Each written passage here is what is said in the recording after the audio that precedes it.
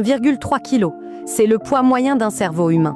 Et pourtant, cette masse gélatineuse contient plus de connexions qu'il n'y a d'étoiles dans notre galaxie. C'est lui qui te fait marcher, penser, aimer, décider, mais aussi douter, oublier et rêver. Notre cerveau est une énigme qui fonctionne 24 heures sur 24, même quand on dort. Et aujourd'hui, on va le découvrir comme tu ne l'as jamais vu. Alors, attache ta ceinture neuronale.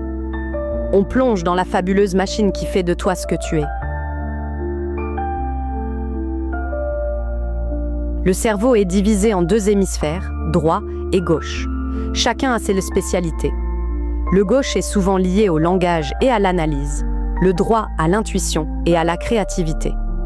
Mais oublie les clichés, on utilise les deux tout le temps, ensemble.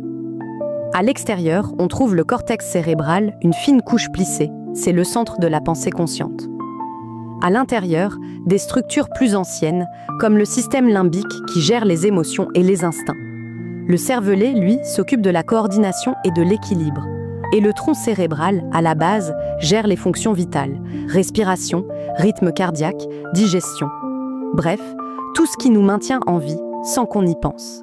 Le cerveau est fait de neurones, ces cellules très spéciales capables d'envoyer et de recevoir des signaux. Il y en a plus de 86 milliards. Et ils communiquent par impulsions électriques et substances chimiques qu'on appelle neurotransmetteurs. Chaque neurone est relié à des milliers d'autres. Ce réseau forme une sorte de toile gigantesque et hyperactive. Quand tu apprends quelque chose, ton cerveau crée de nouvelles connexions. Et plus tu répètes, plus ces connexions deviennent solides, comme un sentier qu'on emprunte souvent et qui devient un chemin, puis une route. On appelle cela la plasticité cérébrale. C'est ce qui nous permet de nous adapter, de changer et de progresser, même à 80 ans. Comment ton cerveau garde-t-il des souvenirs ? En fait, la mémoire est un processus, pas une étagère avec des dossiers classés. Il existe plusieurs types de mémoire. Sensorielle, ultra courte, elle capte les infos en une fraction de seconde. À court terme, elle garde les infos quelques instants. Exemple, retenir un numéro qu'on va composer.